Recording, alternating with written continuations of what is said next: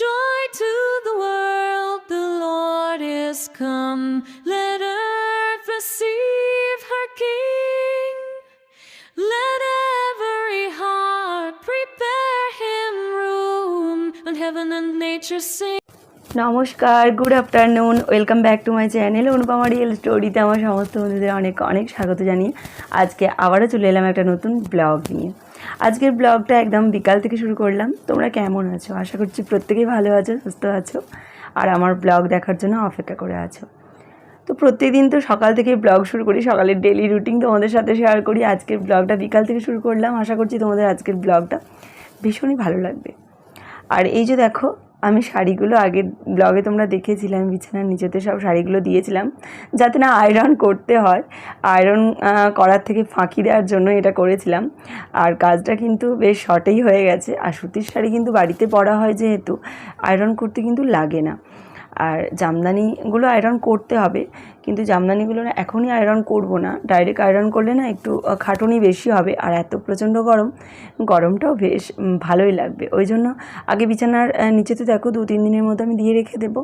সুতোগুলো একটু বসে গেলে তারপর আমি আয়রন করব। এতে করে কাজটাও কিন্তু অনেকটা সহজ হবে, আর শাড়িগুলো খুব সুন্দর করে কিন্তু আয়রনও করা হয়ে যাবে। ওই জন্য বিছানার নিচেতে দিয়ে দিচ্ছি। আর বাকি শাড়িগুলো আমি তো আগেই তুলে নিয়েছিলাম, আর একটা শাড়ি পরে দিয়েছিলাম, ওটা তুললাম। এই পাশেও জামদানি আরেকটা আছে, এই যে হলুদ রঙে দেখতে পাচ্ছি, এটাও আমি এই পাশে দিয়ে দেবো।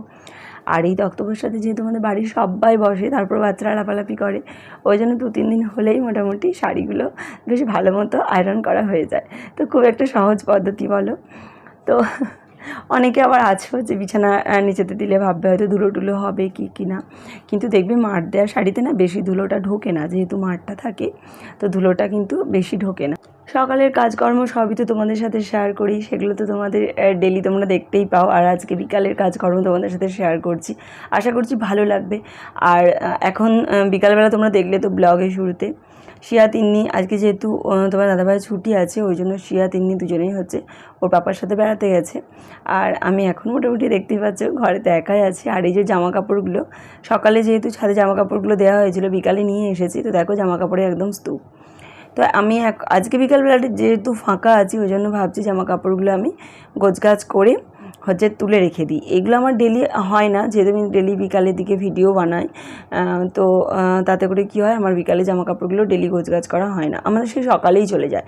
আর সন্ধ্যাবেলা গোছগাছ করতে পারি না, তার কারণ 6:30-7টা বাজলেই আমাকে শিয়া তিনি দুজনকে নিয়ে পড়তে বসাতে হয়। তো পড়তে বসিয়ে উঠতে আমার মোটামুটি 9টা-9:30 বেজে যায়। তারপর রান্নাবান্না করি, তো তারপর আর কখন জামাকাপড় গোছগাছ করবো, তো ওগুলো রয়েই যায়, পরের দিন সকালে গোছগাছ করি। আজকে যেহেতু বিকালটা একদম ফাঁকা আছি, তো বিভিন্ন কাজ তো করতেই হবে, তো ভাবলাম আগে জামাকাপড়গুলো গোছগাছ করে রেখে দিই, তারপরে অন্যান্য বাকি সমস্ত কাজকর্ম করব। আর বিকালে যে কোনো বাড়িতেই বলো, কাজটা কিন্তু মানে কাজের চাপটা কিন্তু অনেকটাই কম থাকে, তাই না? সকালে কাজের চাপটা অনেকটাই বেশি থাকে, আর সেই কারণেই জানো তো আমি বিকালের দিকটায় ভিডিও করি। তোমরা অনেকে আমার শর্ট ভিডিও পছন্দ করো, আর সত্যি কথা বলতে আমাকে না শর্ট ভিডিও করতে বেশ ভালোও লাগে, বলতে পারো একটা নেশা হয়ে গেছে।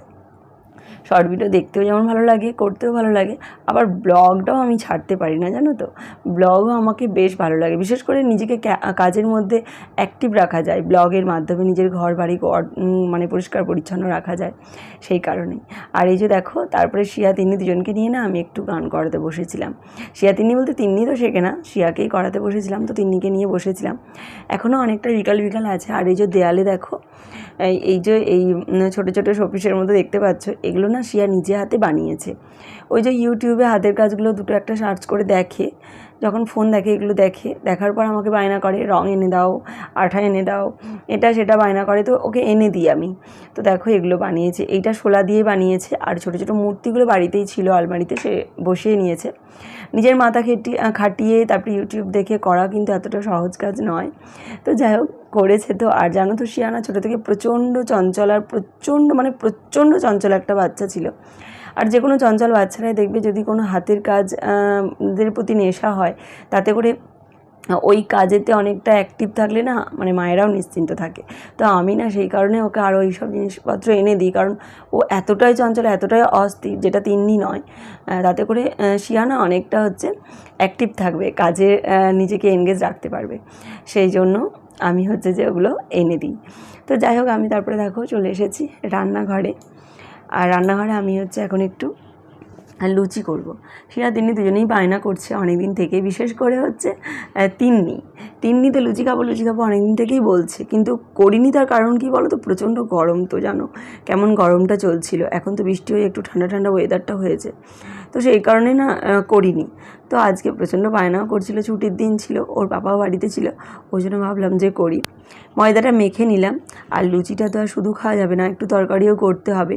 তো আমি তো এবেলার তরকারি ওবেলা বাচ্চাদেরকে খাওয়ায়ও না আর রাখিও না, বেশি ফ্রিজে রাখলে ওর পাপাও রাগ করে, তাছাড়া বাচ্চারা আবার খেতেও চায় না, মানে না খেয়ে খেয়ে ওদের অভ্যাসে দাঁড়িয়ে গেছে, এবেলার তরকারি ওবেলা খায় না। তো ওই জন্য একটু আলুর তরকারি, আলু কেটে বসিয়ে দিলাম। আর আজকের আলুর তরকারি জানো তো হলুদ দেবো না, হলুদ বাদ দিয়ে সর্ষের তেল, তারপর তোমার নুন, কাঁচা পেঁয়াজ, কাঁচা টমেটো, কাঁচা লঙ্কা এই দিয়েই করব, হলুদটা দেবো না। এক কথায় বলতে পারো সাদা আলুর তরকারি। তো এই তরকারিটা দেখে জানো তো তিনি প্রথমে নাক ছিল, তারপর একটু ওদেরকে খেতে বলার পর খুব ভালো খেয়েছে। তারপরে দেখো ওদিকে আলুর তরকারিটা বসিয়ে দিয়ে আমি চলে এসেছি ছাদে হচ্ছে গাছে জল দিয়ে নেব। আর বিকালবেলায় হচ্ছে আমি গাছে জল দেওয়া, তারপরে গাছের যা যত্নার্থী যা বলো, গাছ লাগানো সব কাজটাই বিকালবেলা করি। ভিডিও তো আর প্রতিদিন করি না, একদিন ছাড়া ছাড়া ভিডিও বানাই। তো বাকি যে দিনগুলো গাছের যত্নার্থী করা, বাড়ির যে সমস্ত এক্সট্রা আমার কাজকর্ম রয়ে যায় সেগুলো করি। একটা করে গাছ লাগাতে জানো তো পুরো ছাদটা আমার একদম একটা ছাদ বাগান তৈরি হয়ে গেছে। আর এই যে পুরো ছাদ বাগানটা তোমরা দেখতে পাচ্ছ, এটা কিন্তু সম্পূর্ণটা আমার নিজের হাতে তৈরি করা। হ্যাঁ, মাটিগুলো তোমার দাদাভাই এনে দেয়, কারণ মাটি আমাদের বাড়ির সামনে পাওয়া যায় না, মানে আমি আমার নাগালের সামনে মাটি পাবো না, আমাদের বাড়ি থেকে অত্যন্ত তোমাকে 1 কিলোমিটার বাইরে বেরিয়ে তারপর মাটি আনতে হবে। তো সেইটা আমার পক্ষে আনা কখনোই সম্ভব নয়, সেটা তোমার দাদাভাই এনে দেয়। আর গাছে জল মাঝে মধ্যে যখন আমি খুব ব্যস্ত থাকি, বা আমি হয়তো বাড়িতে ছিলাম না যেই দিনটা, সেই সমস্ত দিনগুলো কিন্তু তোমার দাদাভাই গাছে জলটা দিয়ে দেয়, গাছগুলো মানে উপোস যায় না। আর গাছে সার দেওয়া, ওষুধ দেওয়া, গাছ লাগানো, মানে গাছের যাবতীয় কাজকর্ম, এই পুরো বাগানটা যেটা তোমরা দেখতে পাচ্ছ সবটাই কিন্তু আমি নিজে হাতে করি। এক কথায় বলতে পারো ব্লগ দেওয়া, ভিডিও করা, এগুলোও যেমন এমন একটা নেশায় দাঁড়িয়েছে, আর গাছ লাগানো তো আমার ছোট্ট থেকেই জানো তো ভীষণ নেশা। তো এটাও আমি কন্টিনিউ বজায় রেখেছি। যাই হোক আমি ছাদের গাছে জল দিয়ে দেখো নিচে চলে এসেছি। সন্ধ্যা তো হয়েই গেছে, তোমরা দেখতে পেলে একটু সন্ধ্যা হয়েই গেছে। আমি লুচিগুলো আগে বেলে ভেজে নিচ্ছি, তার কারণ হচ্ছে তিন্নি ওদেরকে খেতে দিয়ে দেবো, আর ওদের পাপা আছে বাড়িতে, ওকেও দিয়ে দেবো। তো ওরা 3 জনে খাবে, তা করতে করতে আমার ওইদিকে সন্ধ্যাটাও দেওয়া হয়ে যাবে। ওদের খাওয়া হলেই ওদের 2জনকে নিয়ে পড়তে বসে যাব। তো সেরকম বুঝতেই পারছো, স্টেপ বাই স্টেপ একটার পর একটা কাজ, মানে ধাপে ধাপে করলে তবে কিন্তু আমি সময় মতোই মেয়েদেরকে নিয়ে পড়তে বসাতে পারি। তো সেই জন্য আমি হচ্ছে যে লুচিগুলো আগে ভেজে নিচ্ছি, তারপরেই সন্ধ্যাটা দেখাবো। তো দেখো সমস্ত লুচি আমার বেলে নেওয়া হয়ে গেছে, এবার আমি ছেঁকে নেব। জানো বন্ধুরা, এই ভিডিওর পিছনে আমি না প্রচুর পরিশ্রম করেই যাচ্ছি। মনে হয় অন্য সব মানে ক্রিয়েটারদের থেকে আমার মনে হয় যে আমি বোধহয় একটু বেশি পরিশ্রম করছি। তার কারণ শর্ট ভিডিও করতে না সময় যেমন চলে যায়, পরিশ্রম কিন্তু হয়। এগুলো কিন্তু অনেকে বুঝবে না, যারা শর্ট ভিডিও করে না তারা হয়তো বুঝবেই না যে সত্যি শর্ট ভিডিও করতে কতটা কষ্ট হয় আর কতটা প্র্যাকটিসের দরকার হয়। কারণ হচ্ছে লিপসিং দেওয়ার ব্যাপারটা কিন্তু পুরোপুরি প্র্যাকটিসের ওপরে নির্ভর করে। কারণ কি বলতো, ভয়েসটা নিজের ইচ্ছা মতো বলে দেওয়া যায় বা বলা যায়, কিন্তু বন্ধুরা লিপসিংটা বা হচ্ছে লিপ দেওয়াটা অতটা কিন্তু সহজ কাজ নয়। তো সেটার জন্য কিন্তু একটু আধটু প্র্যাকটিসও লাগে। আর শর্ট ভিডিও করতে করতে যেহেতু আমার অনেকটা মানে অভ্যাস হয়ে গেছে, ওই জন্য আমার একটু কম প্র্যাকটিস করলে, মানে 2-1 বার প্র্যাকটিস করলেই হয়ে যায়। তো তোমার সাথে গল্প করতে করতে দেখো সমস্ত কাজকর্ম শেষ করে নিলাম, আর লুচিটা আমি দিয়ে দিচ্ছি। আর সেই কারণেই বলছি যে পরিশ্রমটা হয়তো আমি একটু বেশিই করে ফেলছি। জানি না মানে সফলতা তো পেয়েছি, তো আর কত দূর এগোতে পারবো কি না।